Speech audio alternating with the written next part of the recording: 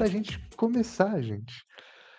E eu estou muito ansioso, gente, excessivamente nervoso, e vocês vão perceber o porquê. A gente tem uma primeira rodada aqui de conversa com pessoas tão incríveis e tão fantásticas, e que eu já vou puxar aqui para o palco. É a Maria Helena e Ivani. Espero que vocês Olá, muito bem e muito feliz de ter vocês aqui com a gente. Muito obrigado mesmo, viu? eu que agradeço. Bom dia, Roni, bom dia, Ivani.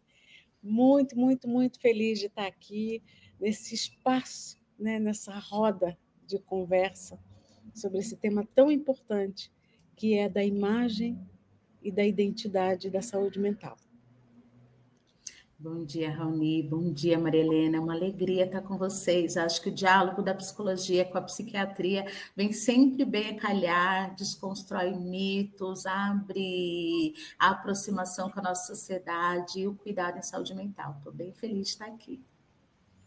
Gente, é uma alegria imensa. E mais uma vez, muito obrigado, viu, gente, vocês estarem aqui. Até porque a gente está num mês que para a gente é bastante complexo de agenda.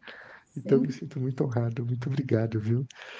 E, gente, para a gente começar, eu tô meio maluco aqui, porque a gente espera o ano inteiro para esse momento, né? Então, para a gente começar, queria primeiro pedir a gentileza de vocês contarem quem são vocês na fila do pão. E depois, a gente. Não, vou começar com essa pergunta. Conta pra gente um pouquinho, quem são vocês na fila do pão? Pode começar, Ivani. Muito obrigada, Maria Helena, com licença. Bem, gente, pelo compromisso que nós temos com a inclusão em relação à diversidade, eu farei a minha autodescrição como um recurso de audiodescrição para as pessoas que têm deficiência visual ou até do campo da neurodivergência, né, Maria Helena? Acho que é legal. Eu sou Ivani Oliveira, sou uma mulher negra, meus cabelos são crespos, volumosos, mas são curtos, estão ali chegando na altura do ombro. Estou usando brincos de argola, uma camiseta branca, um colar indígena, e no fundo é possível ver uma paisagem, que eu estou num espaço que tem um painel atrás de mim. Bem, quem sou eu na fila do pão? Em ordem de importância, eu sou a mãe da Natália e do Brian, a avó da Liz e da Luísa. Sou uma mulher negra que fez parte de uma estatística muito preponderante naquelas e daqueles que vivem em condições mais vulneráveis, né? Fui uma garota favelada, então eu tive gravidez na adolescência. E isso faz com que hoje tenha essa vida de matriarca, né? De ser uma mulher com uma aparência bem jovem, mas também de ser uma avó que pula e brinca com suas netas. Eu me dedico ao cuidado em saúde mental há mais de uma década, cerca de uns 15 anos por aí. No campo da psicologia, a saúde mental, ela é feita por vários profissionais. E o que me fez olhar para isso foi a dificuldade da empregabilidade. Então, eu olhava que nos processos seletivos, as pessoas negras, e eu como uma delas, a gente ficava sempre numa condição desfavorável. E aí eu falei, nossa, eu quero fazer faculdade e ser essa pessoa que fica escolhendo, faz o processo seletivo. Eu queria ser a selecionadora, para poder dizer mais sim do que não. E durante o curso, a psicologia me pega e me leva para a psicologia social. Entendi que a organizacional não era o meu perfil. E hoje tenho me dedicado à representação política da psicologia. Acabei de ser eleita presidenta do Conselho Federal de Psicologia. Então, eu represento a minha categoria, um conselho que existe há mais de 50 anos e pela primeira vez elegeu numa consulta nacional, uma mulher negra para estar à frente. Nós somos 560 mil, um número um pouquinho maior, porque atualiza o tempo todo, psicólogas no território brasileiro. E nos próximos 3 anos eu irei me dedicar a fazer a representação, a defesa e zelar pela ética profissional. É isso. Parabéns. Maravilha. Não tenho nem roupa para ficar do lado dela, né? Soubesse? Não, eu sou Maria Helena, sou psiquiatra, né? Vou seguir mais ou menos o caminho da minha colega Ivani. Eu sou uma mulher negra, estou de óculos, um colar vermelho com rosa, uma camisa branca e um fundo branco ao fundo. Tenho cabelos encaracolados, crespos, que estão na altura dos ombros, né? Então, eu sou filha de nordestinos, né? Neta de nordestinos e filha de um nordestino, e neta de um avô negro que tinha como princípio uma consciência racial. Então, eu sou reflexo de um sonho de um homem muito visionário, que ele tinha como sonho que todos os filhos deles teriam um anel de formatura, né? Ele veio da Bahia para o Rio de Janeiro, trabalhar como condutor de bonde, veio ele com minha avó, e ele fez todos os filhos se formarem, né? Ele dava muita importância à educação. E foi assim que foi se criando essa família, que aí veio meu pai depois, que também seguiu esse mesmo legado, né? Para o meu pai, esse é o meu avô, é filho, né, pai da minha mãe, né? E ela também tem o anel dela de formatura, de costureira, né? E o meu pai seguiu esse legado do meu avô, né? Apesar de não ser filho dele, mas seguiu. Então, ele tinha como princípio que comida não ia faltar, mas todos tínhamos que estudar. E assim eu tive uma formação muito boa, entrei para a faculdade de medicina, né, assim que eu decidi, mas sempre já comecei a fazer homeopatia, que é ligada à saúde mental, porque eu entrei no Instituto Hahnemanniano, que é uma faculdade de medicina que saiu a partir da faculdade de homeopatia. E na homeopatia, todos os sintomas físicos vêm da origem do sintoma mental. Então, eu acredito que a minha formação já foi embasada na saúde mental, né? Daí, eu me formar, fui para a saúde pública, a vida acontece, a gente casa, tem filhos, eu tenho 3 filhos, hoje os 3 estão formados, né? Como é para ser na tradição da família, todos têm que ser formados, né? E cumprir a cobrança do meu pai, que é: eu formei vocês, você tem que formar seus filhos, e seus filhos têm que ter uma graduação maior que a sua, porque é assim que a nossa família cresce. E aí eu cumpri, está entregue, né? Meu filho é doutorando, a minha filha é diretora de empresas, a minha caçula está entrando na carreira agora, também está se formando, está empregada, quer dizer, estão todos, cumpri, entreguei, né? E a partir daí eu fui trabalhando em saúde mental e na saúde pública, até que eu tive a oportunidade de estudar, de fazer a residência em psiquiatria. Fiz, eu estou há 35 anos na área da saúde mental e gosto muito, né? Vim trabalhando num lugar predominantemente branco, porque eu vim morar no Paraná. Então, eu trabalhei sempre em colônias de poloneses, certo? Então, sempre a única negra no lugar, né? Meus filhos, os únicos negros no lugar, né?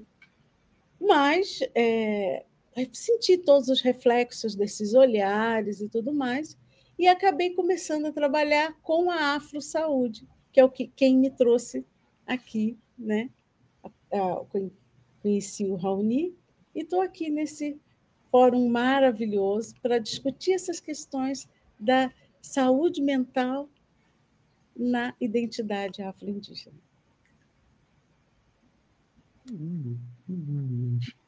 E eu estou excessivamente feliz exatamente por tamanha experiência e vivência que vocês têm para a gente poder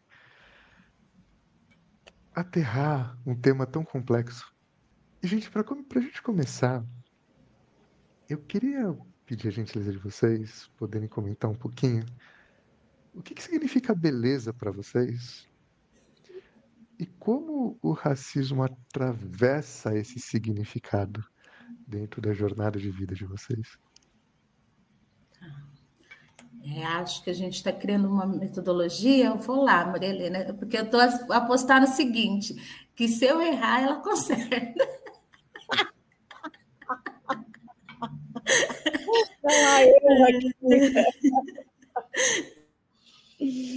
É verdade. Eu pesquisei durante o meu mestrado um processo de transição capilar de mulheres negras, né?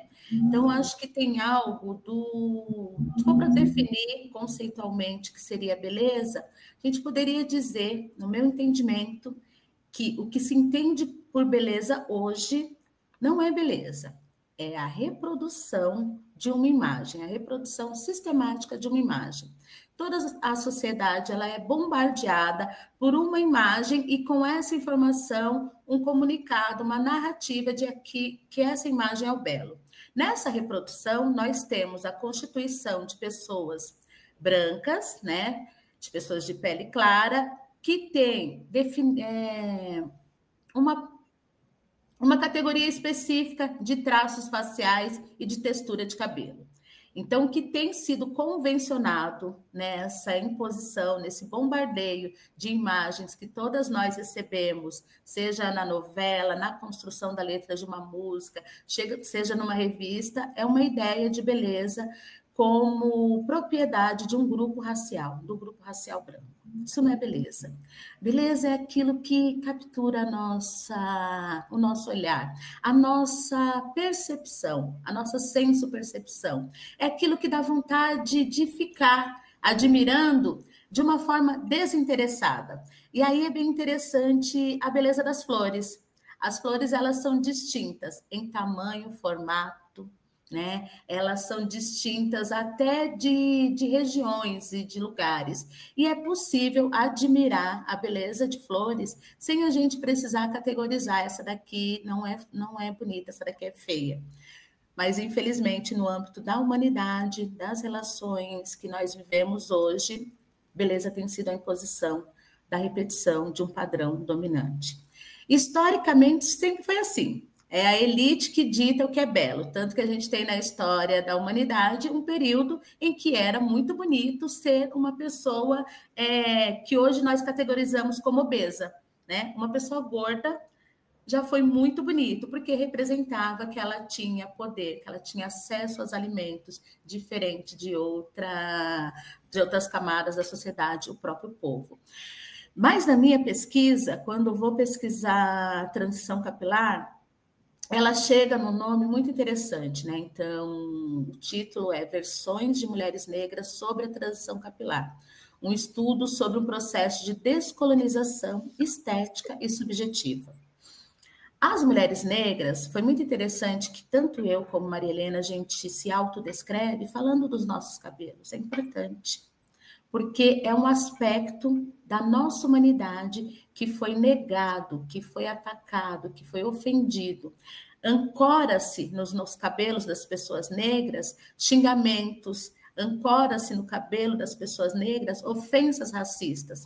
E para as mulheres, isso chega muito antes do nascimento.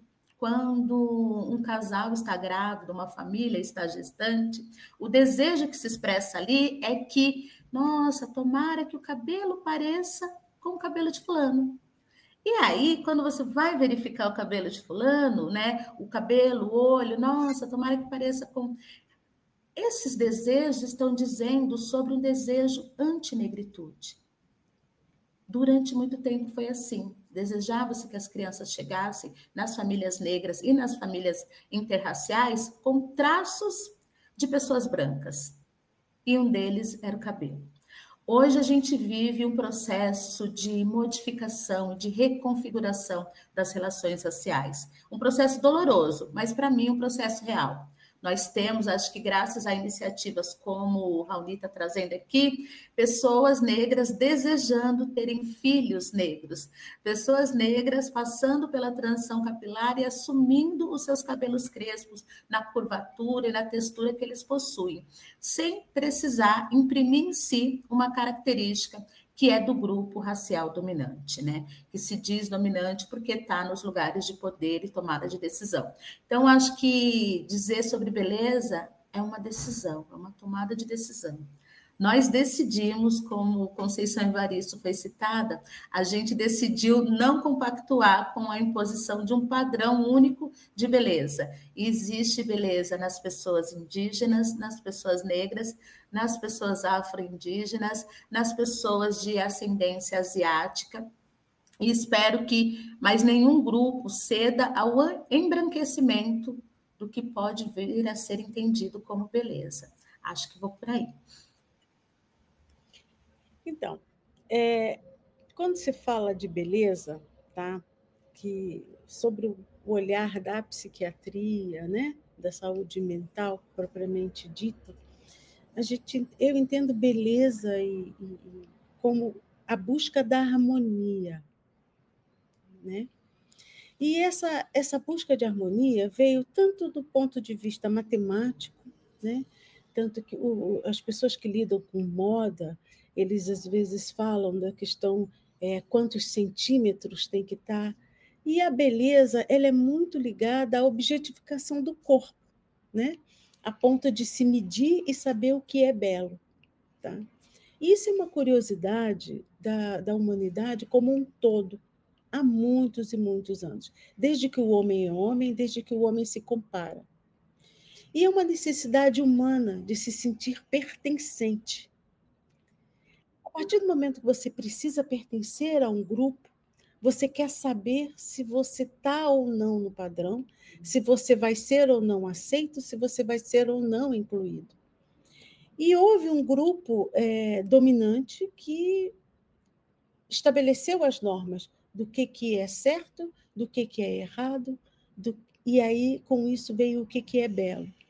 Mas a questão é, o que leva as pessoas, apesar de tanto conhecimento, apesar de tudo isso, a ainda estarem procurando um padrão? É a necessidade interna, porque a beleza acalma. Quando você se sente belo, quando você se sente pertencente. E você só consegue sentir efetivamente isso quando você se vê num lugar onde você é comum, onde você é igual. E a imagem que se passa na mídia, que se passa em tudo, né?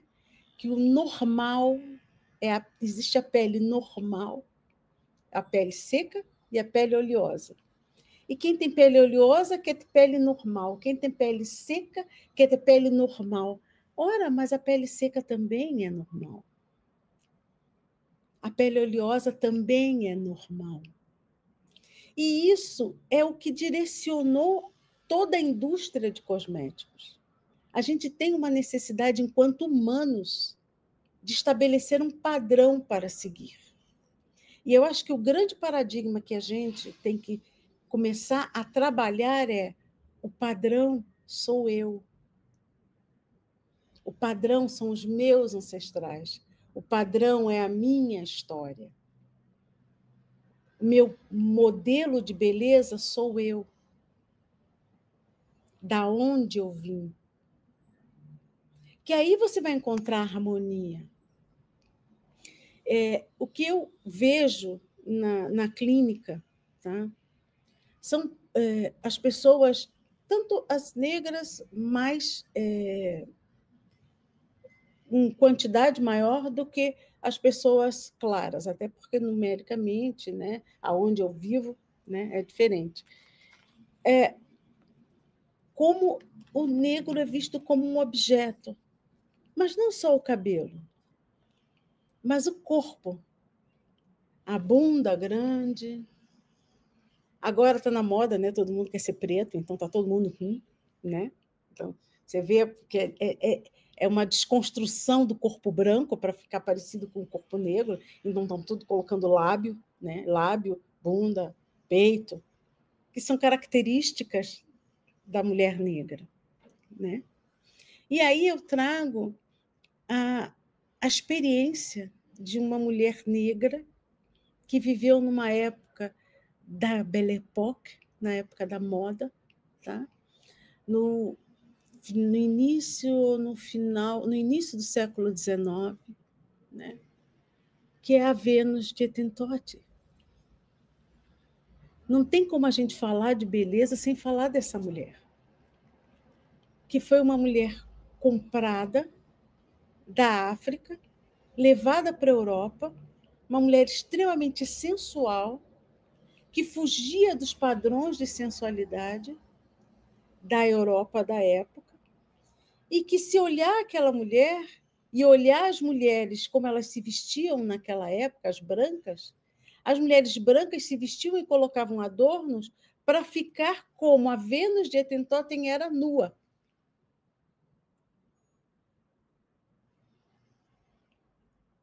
E ela foi colocada como um objeto, olhada com curiosidade, como se fosse um animal, para confrontar os padrões de beleza.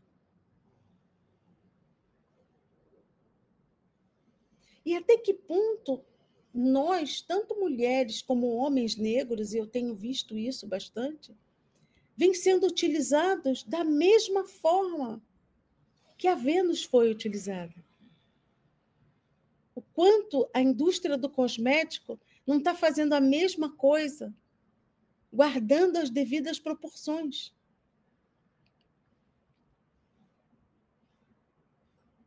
E será que a gente vai permitir que isso aconteça novamente? Será que nós não estamos, de novo, se colocando como corpos para ser analisados e criar um novo padrão de beleza? Eu penso que não, né? Porque nessa história foi o homem europeu que capturou, né? Capturou, raptou, maltratou, desumanizou e exibiu o corpo dessa mulher negra como algo animalesco, né? Nós, enquanto coletivo, pessoas negras, acho que a gente está resgatando uma conexão ancestral. Entender que os nossos traços, tanto de cabelo como corporais, né, proporções corporais, refletem a imagem do belo, é entender que é reparar minimamente toda essa violência que nos foi gerada. Tem uma contribuição do Fanon, que também é psiquiatra, né, Franz Fanon, muito importante para a gente, que vai dizer o seguinte: um dos elementos que compôs a violência racista no encontro do europeu com o africano foi o medo. O povo europeu, advindo de uma lógica de uma igreja muito punitivista, que castigava os seus corpos, castigava a sua liberdade corporal, olha para a pessoa africana e a ver com vestimentas distintas e com expressão de liberdade desse corpo e teme, né? Teme o pecado que está dentro dele. Então, acho que uma das coisas e uma das estratégias que nós podemos ter para lidar com esses riscos de, sim, nos tornarmos a Vênus a ser exibidas para a satisfação das pessoas brancas, da branquitude, acho que seria bacana a gente nomear, né? Desse lugar que a pessoa acredita-se ser anormal. Gostei muito da discussão sobre normal em relação à pele. Em relação a cabelo, houve um período que a gente entrava no supermercado e tinha lá shampoo para cabelos normais. Nossos cabelos não seriam normais. E quem tem o poder de dizer o que é normal? Quem tem o poder é aquele que nomeia o outro, que foi o que o europeu fez. Nos nomeou. E disse que as pessoas africanas, as pessoas indígenas, né, os povos originários, não seriam normais, porque o projeto deles de domínio e de expansão territorial era de levar uma imposição de uma forma única de ser e estar nesse mundo. Então, acho que a gente faz a gente corremos riscos quando apostamos tudo na nossa aparência. É um risco para a nossa população. Mas, por isso que a gente precisa fazer isso pareado com a conscientização. Que história que é essa? Por que trabalhar com a população negra e com os povos indígenas a partir do crivo da autoestima, do reconhecimento da beleza que elas carregam? Porque isso foi retirado historicamente, isso foi violentado. E quando se retira isso, você desmonta, despotencializa uma pessoa. Ela mal consegue caminhar pelo espaço se ela não acreditar que a sua existência é digna, se ela não acreditar que caminha carregando traços que também são belos, que também são importantes. Então, existe um elemento de reparação histórica quando a saúde mental, trabalha aspectos de autoestima e de reconhecimento da beleza de pessoas que foram historicamente violentadas exatamente neste lugar. Isso foi político, é político, né? Dizer sobre nós, expor os nossos corpos é político, é uma política de tentativa de dominação e de opressão. Sim, eu concordo. Mas a gente precisa, em certa medida, ter muito cuidado, né? Porque antes havia uma dominação política de um povo, né? O povo europeu que dominava e dizia, né? A gente lutava contra alguém físico que dizia, este é o normal. Hoje, esse povo europeu, ele não existe, mas ele é muito maior, que é o algoritmo. O algoritmo imaterial é mais complicado de lidar. E aí ele diz o que é normal, o que é normal, o que não é normal, o que está certo, o que está errado, o que é belo. Então, quando era um povo específico com uma arma na mão, era difícil de lidar, mas era concreto. Agora, eu tenho que trabalhar questões de saúde mental, imagem e beleza contra um povo, entre aspas, muito maior, que é o algoritmo, que é a indústria que alimenta esse algoritmo. Então, a gente tem que ter muito cuidado em trazer a pessoa, o ser humano, cada vez mais para o seu eu, para a sua ancestralidade, para que ele consiga se posicionar como belo dentro desse algoritmo. Perfeita, porque a gente não pode cair na cilada de repetir a violência do opressor, né? E criar, estabelecer entre nós um padrão de ser negra, de ser homem negro, de ser mulher negra. E isso tem acontecido, a gente precisa olhar com bastante responsabilidade em relação. Né? Na clínica também já me aconteceu de mulheres negras dizerem, olha, durante toda a minha vida, a infância, adolescência e juventude, eu não era a mulher negra bonita, porque nenhuma mulher negra era entendida como bonita. Uhum. Hoje, existem algumas mulheres negras sendo entendidas como bonitas, mas ainda assim, não sou eu.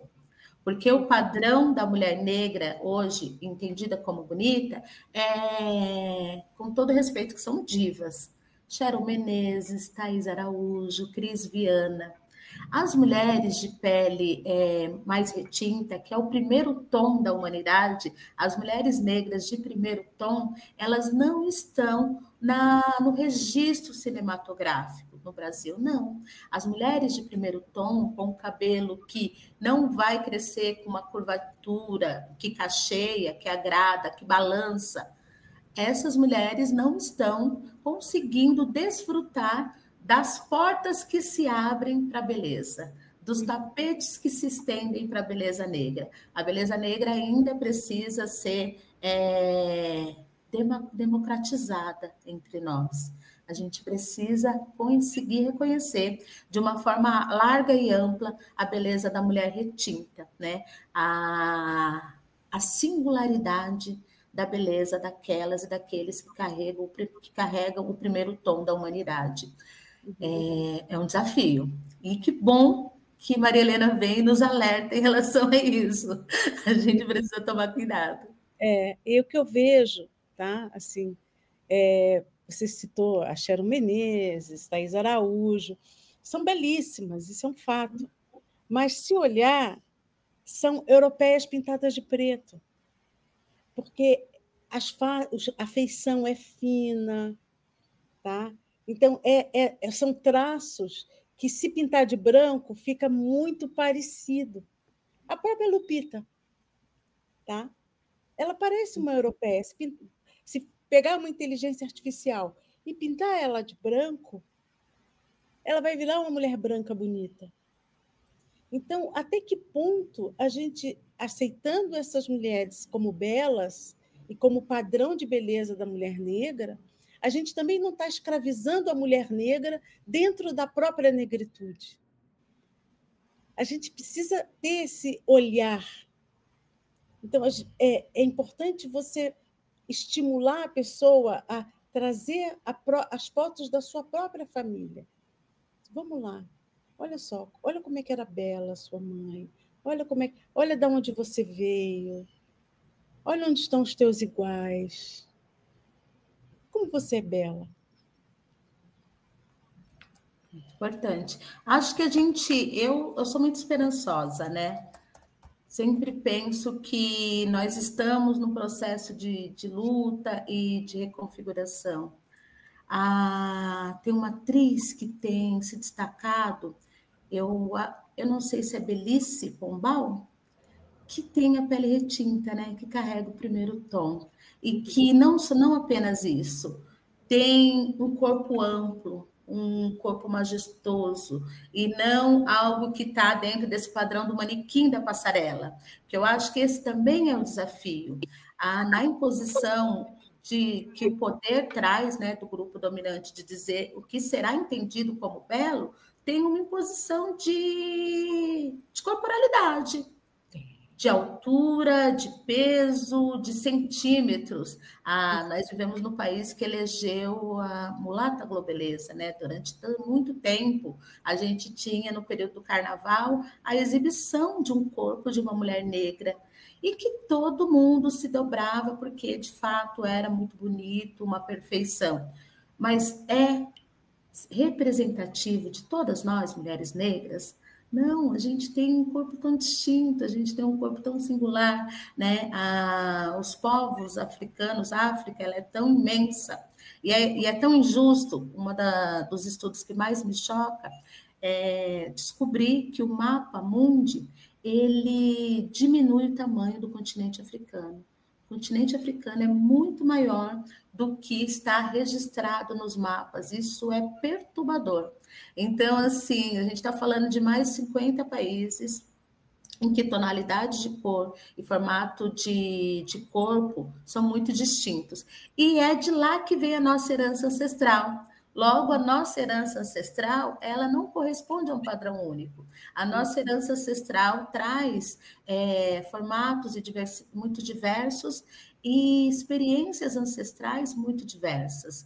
Então, acho que eu sou esperançosa de entender. Verdade, tem aí um padrão feito por uma grande mídia que repete para dizer, tá, tem mulheres bonitas, mulheres negras bonitas, essas.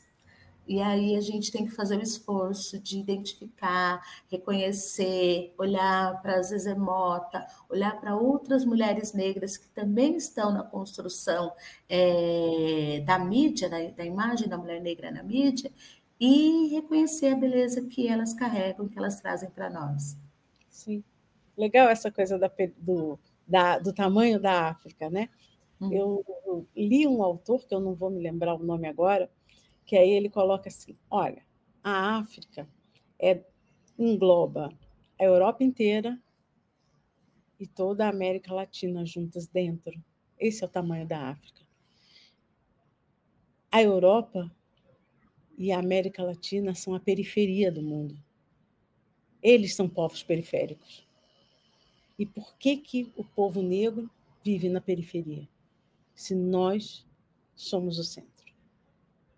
E eu achei aquilo assim, aquilo deu um crack na minha cabeça. Assim. A gente arca com o resultado da apropriação indébita, né? Para usar palavras bonitas e elegantes, a gente arca com o resultado de toda a expropriação, de toda a violência que o continente africano sofreu, né? E Cida Bento, quando vai discutir branquitude, ela traz um conceito muito interessante. O grupo racial branco no Brasil, ele sai depois de quase 4 séculos de expropriação do trabalho das pessoas negras, com privilégios que são concretos e simbólicos. Concreto está aí, eles dominaram as posses, o território, as terras, acumularam muito capital na violência e exploração do nosso trabalho. E os simbólicos está em categorias como prestígio, como beleza, como honestidade, né? Eles carregam, investiram em si uma construção de imagem e projetaram para os outros grupos, para a pessoa indígena, para a pessoa negra, as características que são de toda a humanidade, mas que eles querem rechaçar em si. E isso funciona, isso faz com que a porta do banco trave mais para a gente do que para eles. Isso faz com que a batida policial seja muito violenta e letal para nós e não para eles, né? A relação que o Estado e as estruturas sociais e raciais têm criam uma alavanca em favor ao grupo dominante, vai jogando a pessoa branca para cima e quase sempre fazendo uma força para nos jogar para baixo, para a periferia, tirar do centro. Mas o conhecimento que vem das margens é um conhecimento com potência revolucionária, potência de transformação. Tem feito isso em vários campos da ciência, né? E acho que é um processo muito interessante de retomada, um termo que tem sido utilizado por pessoas indígenas, que estão se descobrindo indígenas, que estão se percebendo indígenas, e acho que nós, pessoas negras, também podemos pensar qual é a nossa retomada para os lugares que Maria Helena está dizendo, poxa, a gente não deveria ser a periferia. E já tem um conceito bem interessante de maioria global. A maioria global ela é feita por pessoas negras, indígenas e asiáticas. Não estamos falando de pessoas europeias quando falamos em maioria global. Que lindo, gente, que incrível, que fantástico essa conversa. E eu queria fazer só 2 perguntas, eu vou fazer um combo aqui. Vocês tocaram em pontos tão importantes e tão fantásticos que eu queria muito pedir a gentileza da gente continuar só, porque está muito incrível. Que é, primeira pergunta, na percepção de vocês, qual que é o custo psíquico da gente custo de alma, né, vamos falar assim, da gente se descobrir, se manter e se potencializar como ser humano? Porque é isso, né? É muito atravessamento e é uma guerra que a gente não consegue nem direcionar. Que é atravessamento a cada segundo que a gente vê, onde a gente muitas vezes não tem nem referência para poder se olhar e falar, nossa, existe uma pessoa igual a eu que está ali saindo da resistência para a existência. Então, eu queria ouvir um pouquinho de vocês sobre isso. E a outra pergunta, eu vou dar uma contextualizada, que como vocês trouxeram branquitude, eu acho importante dar uma provocada também nisso. Pensar que cada eixo da sociedade tem a divindade que merece, né? E a branquitude, quando fala sobre a gente, tem uma divindade que chama Morgan Freeman. Eles adoram usar para lacrar ou para tentar achar algum argumento para silenciar, né? E eles sempre usam aquela frase bizarra, né? É só parar de falar de consciência negra, só parar de falar de consciência indígena que o racismo acaba. E aí, queria perguntar para vocês qual que é o custo do silêncio desse atravessamento? Porque a gente também vive um contexto complexo onde saúde mental é coisa terapia é coisa de louco, né? Então a gente tem diversas barreiras e diversos atravessamentos que se a gente simplesmente silencia, a gente sucumbe, né? Então, qual que é o custo desse silêncio para a gente? Então, eu vou começar falando uma coisa que não tem um dia que eu não fale isso. Para com esse racismo com o cérebro, tá? O cérebro é um órgão igual ao coração, coitado. Ele é igual ao rim, ele é um órgão, tá? Para com esse apartheid com o cérebro. Eu falo isso quase todos os dias, quando as pessoas... Eu não vou tomar remédio, porque eu não preciso tomar remédio. Isso é engraçado, se o cardiologista tivesse passado, você ia tomar. É o remédio da dor na perna. Não tem uma pessoa que não tome remédio para colesterol que não tenha dor na perna. Mas ninguém para de tomar o remédio. Agora, se o remédio psiquiátrico dá um enjoo, a pessoa para uma semana e volta dizendo: eu não vou tomar mais esse remédio. Está me fazendo muito mal. Por quê? Isso é racismo. Aí eu chamo realmente os pacientes: racista, racista. O cérebro é um órgão, tá? É um órgão como outro qualquer. E aí, quando você fala do impacto psíquico, tá? eu já começo a pensar no amadurecimento cerebral. Tá? Você, quando nasce, o seu cérebro ele tem todas as etapas de amadurecimento, né? E tem todo um metabolismo cerebral, tá?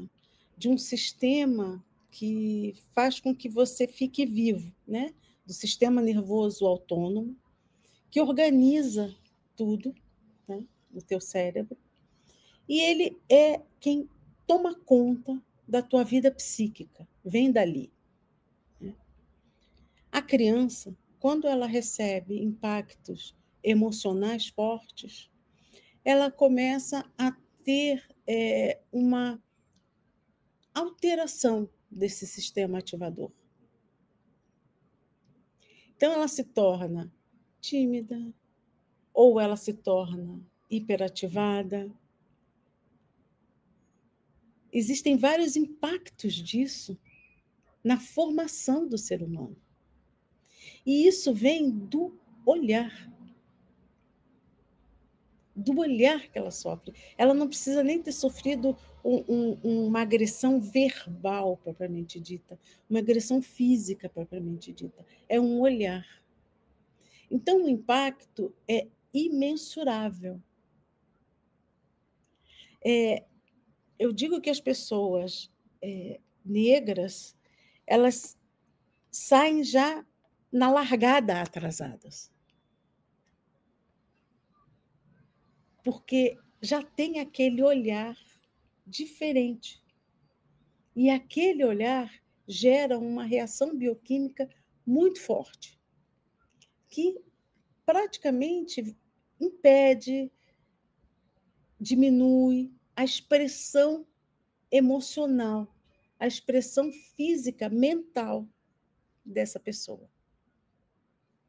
E isso a gente tem falado aqui, está falando até agora, das mulheres belas, mas isso vale também para os homens, porque os homens negros são cobrados de serem altos, fortes, né? Esbeltos, mas o menino negro, magrinho, baixinho, ele é desqualificado desde a largada. Porque existe essa cobrança estética também. Ele é tido como menos inteligente. Ou como se ele não estudasse. Não é dado várias oportunidades para ele. Agora, imagina essa pessoa que vem com todo esse impacto cerebral, porque é cerebral. É cerebral. Existem estudos, né, na Inglaterra são muito fortes esses estudos, do impacto psíquico no eixo adrenal, que é o eixo da depressão, tá? E a depressão, a gente sabe hoje que é uma doença imunológica, tá? Ela tem sua raiz imunológica. Tá? Então, o impacto da depressão, desse sistema, dos estudos vêm em cima desse sistema, porque as crianças são adotadas e eles querem saber em quanto tempo há para reverter esse impacto. É de 10 a 15 anos. Então, os pais que adotam uma criança que vem de um sistema hostil, eles fizeram um estudo para saber, mas a reversão dos efeitos no eixo adrenal. Em quanto tempo reverte? Porque psiquicamente essa criança está sempre com o sistema límbico, que é o relé, sabe? Usando a mecânica, é o relé, é o start emocional, né? Do corpo, e quem modula tudo ali está prejudicado. Ela está em alerta o tempo inteiro.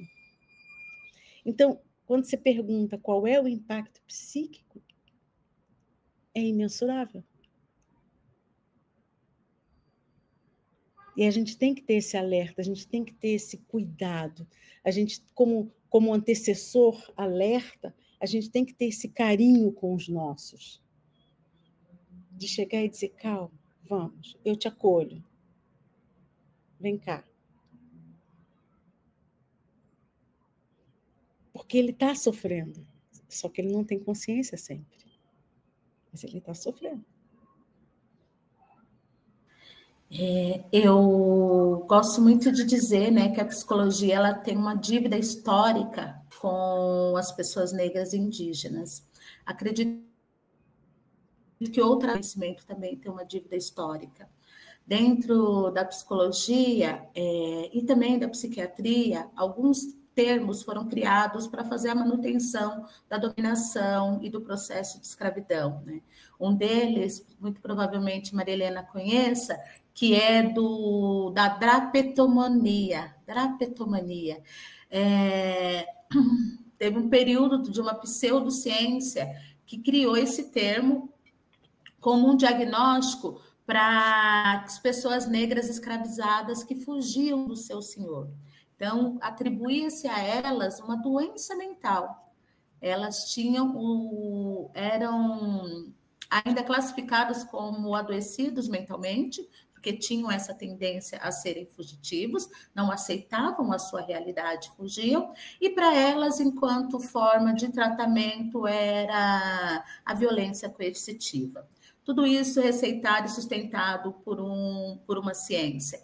Então, acho que a gente paga um preço muito alto, e Audre Lorde vai nos lembrando que o silêncio nunca nos salvará, né? O silêncio não vai nos salvar. O que vai nos salvar é poder falar, trazer à tona o que tem acontecido. E aí a gente precisa ter, vou apostando, um processo de confiança e desconfiança. Uma desconfiança na rotulagem, nas barreiras que colocam para a nossa vida, a gente precisa se perguntar de onde vem isso.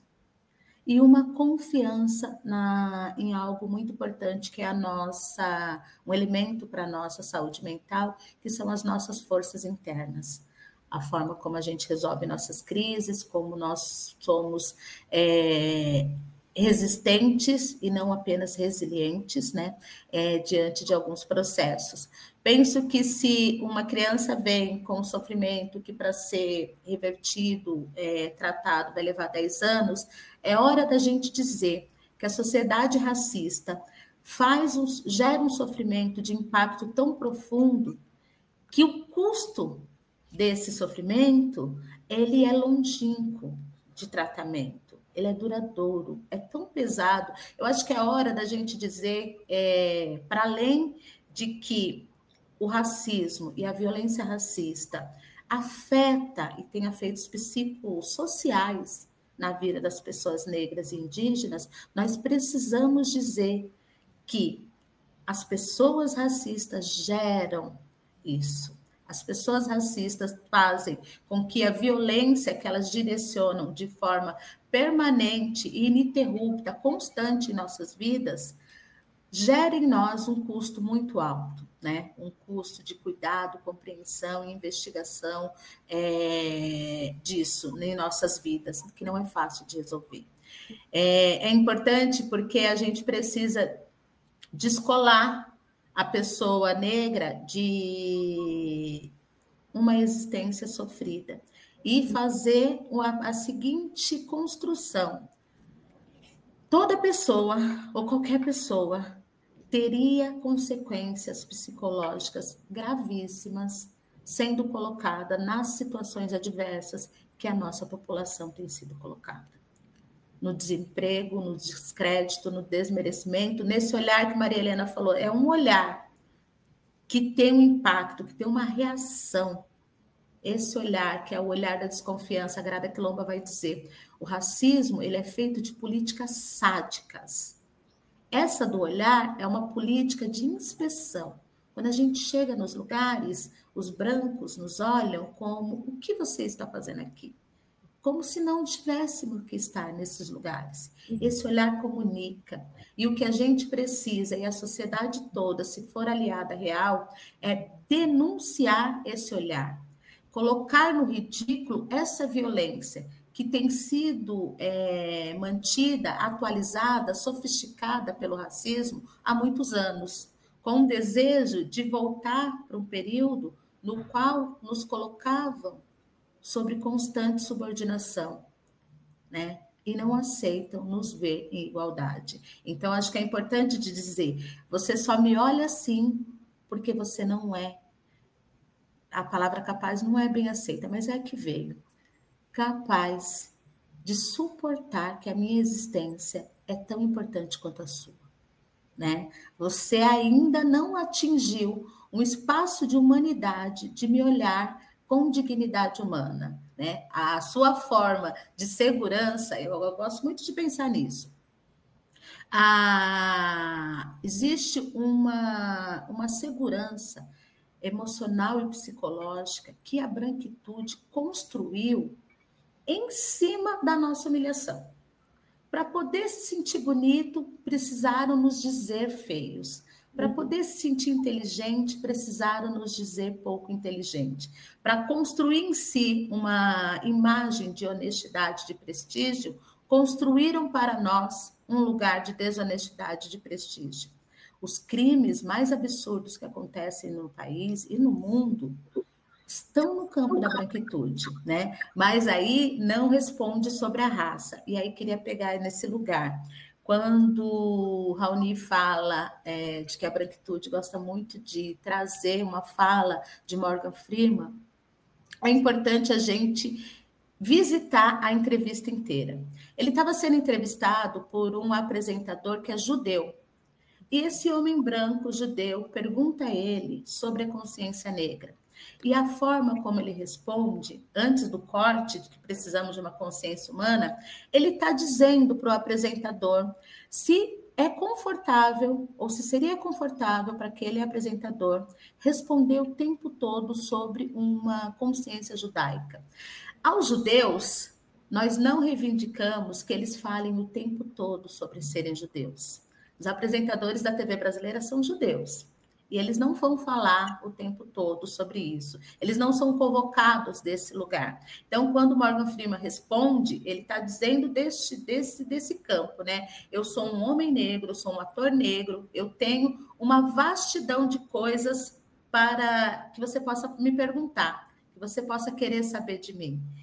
Ele estava ali sendo obrigado a responder pelo grupo racial negro. Então, acho que é interessante. Quando as pessoas dizem, não precisa de consciência negra, precisamos de uma consciência humana, a gente precisa resgatar a fala inteira, porque o que está dizendo ali é esse lugar em que acredita, se colocam para nós, que a gente responda pelo grupo inteiro. Está fazendo muito sucesso a série Tremembé, né? Mas a pessoa principal ali da série, ela não responde pelo grupo branco. Não criou-se um mito de que mulheres brancas jovens vão matar os seus pais. Todas as mulheres brancas de classe alta correm o risco de matar os pais, de planejar a morte dos pais para ficar com a herança. Mas quando a juventude negra incorre e entra em conflito com a lei, aí são todos os negros. Aí diz sobre todos nós. Gera uma resposta em cadeia que nos humilha, nos distancia. Então, acho que é importante trazer essa questão. O peso que Morgan Freeman estava carregando ali naquele dia e quis entregar naquela entrevista. Eu não tenho que responder pela minha raça o tempo todo, né? Eu sou... E é isso. Será que um ator que tivesse uma biografia tão importante e fosse branco, seria perguntado sobre o que é ser branco? O que ele acha? As pessoas perguntam para os brancos, e você como branco, me explica aí o Bolsonaro. Porque é isso que as pessoas falam para a gente. Você como branco, você como negro, me explica o Morgan Freeman, né? Você como branco, a gente pede para as pessoas explicarem o Trump. Nossa, você que é branco, sentou, vai tomar um suco, uma cerveja, alguma coisa com a gente. Ah, que legal, que bom que você está aqui, que você é branco. Cara, me explica, o que é o Trump? O que é Ristoff? O que é isso? Eles não precisam carregar o peso de responder pelo grupo racial. Então, acho que eu gosto dessa entrevista, não vejo como um descrédito para nós. Eu gostaria que... E é muito interessante qual é o poder da narrativa.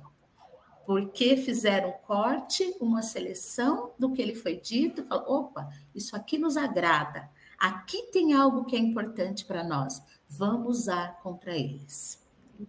Mas o que ele disse antes não é difundido em grande escala. Narrativa seletiva, né? É o grande poder da coisa. Exato, sim. E pra gente fechar com chave de ouro e com muito pesar, gente, tá incrível essa conversa.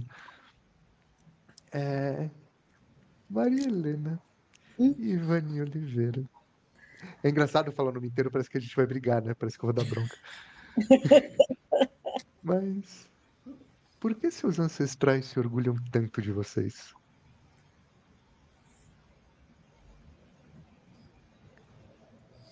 Fez o silêncio. Caramba!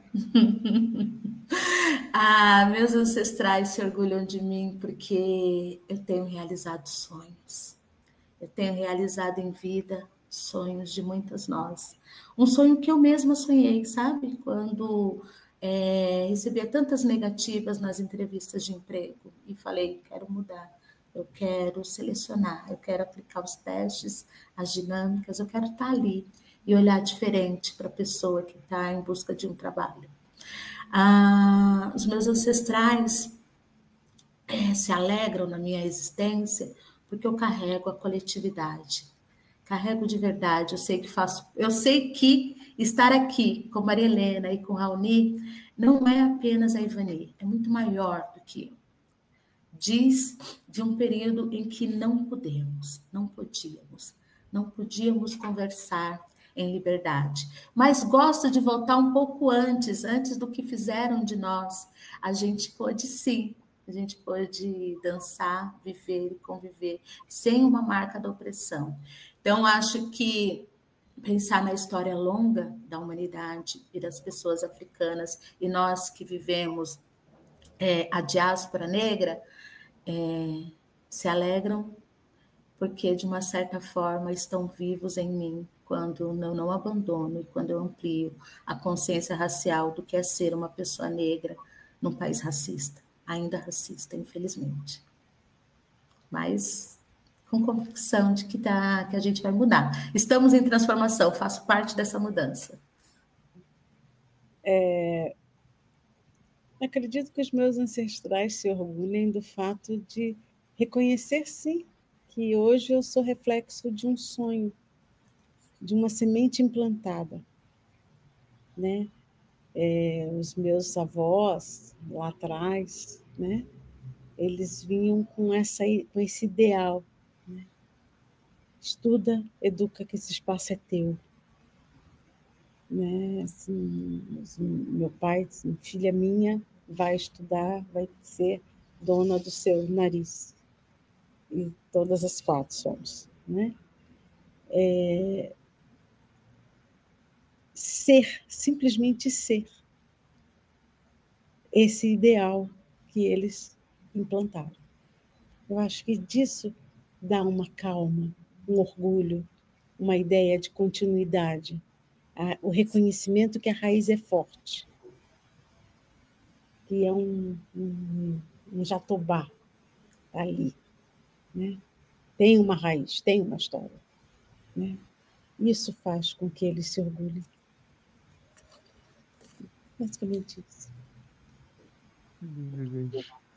Tenho certeza que esse orgulho transcende a gente também, porque é maravilhoso ver vocês duas, sendo vocês duas, num espaço tão potente e de influência, capaz da gente olhar e falar: como é bom ter gente incrível em lugares de influência, para que a gente possa se sentir seguro de se sentir minimamente potente para ser influente também, entendendo que a nossa beleza é coletiva, entendendo que a nossa inteligência atravessa a essência de muita gente. Então eu queria muito agradecer, gente. Foi um painel incrível. Espero que vocês tenham curtido como a gente. E espero que vocês possam acompanhar também ao longo do dia, porque isso daqui é tudo nosso. Então, gente, muito obrigado, viu? De coração. Eu que Obrigada. agradeço a todos que estão nos assistindo, agradeço essa companhia maravilhosa de Raoni e Vani, né? Assim, acho que foi um momento histórico, único, um sonho, um sonho. Muito obrigada. Gratidão. Sim, eu agradeço também. Sinto que vivi nessa manhã com vocês hoje uma prática de resistência, né? De resistência, de reexistir. E resistimos juntos, foi um prazer, Raul. Muito obrigada por me juntar, me deixar aqui pertinho do lado, me vejo na imagem do lado de Maria Helena, e vou contar muito rapidinho uma história. Meu pai adorava assistir televisão, né? Meu pai não está mais vivo, mas ele era muito noveleiro e assistia. E teve um período que, na pandemia, eu fui convidada para estar na televisão discutindo os efeitos. E ali, naquele dia, tudo que eu queria era que meu pai pudesse me assistir. Então, acho que é desse lugar, quando Maria Helena traz tão bonito a família dela e o que desejaram, sonharam, plantaram e colheram. Nós somos colheita também. Perfeito. Um beijo, gente. Gente, um imenso beijo e um excelente dia pra gente. Muito Um obrigado, excelente viu? dia para todos.